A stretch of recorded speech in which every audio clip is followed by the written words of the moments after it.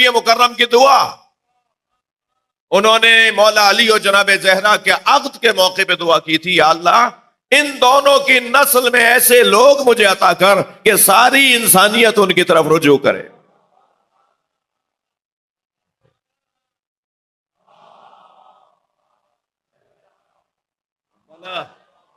خاص طور پر امام حسین کو گود میں لے کر نبی مکرم نے جب جناب زہرا نے بابا کی گود میں اپنا بچہ دیا اور پہلی گھٹی نبی مکرم نے اپنے بچے کو دی, کان میں اذان و اقامت کہی, سرکار نے امام حسین کے کان میں اذان و اقامت کہی اور اس کے بعد دونوں ہاتھوں کو اٹھا کر ایک دعا مانگی.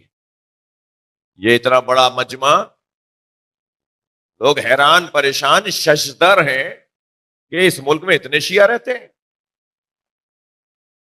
یہ 10 دنوں میں کہاں سے نکل کے آ جاتے ہیں؟ یہ سال بھر میں تو اپنے عزیزوں کے جنازوں میں اتنا نہیں آتے, یہ جتنا 10 دنوں میں یہ گھر سے نکلے ہوئے ہوتے ہیں. ہر جگہ مجمع ہی مجمع, ہر جگہ مجمع ہی مجمع. ایسا لگ رہا تھا جیسے پورا پاکستان ہی شیعہ ہو. یہ کہاں سے نکل آئے اتنے لوگ؟ یہ کیا ہوا ہے؟ یہ نبی کی دعا ہے. امام حسین کو گود میں لے کر سرکار نے وہ دعا مانگی تھی جو حضرت ابراہیم نے حضرت اسماعیل کے لیے مانگی تھی. ربنا فاجعل افئدة من الناس تهوی الیہم. صلوات پڑھیں محمد و آل.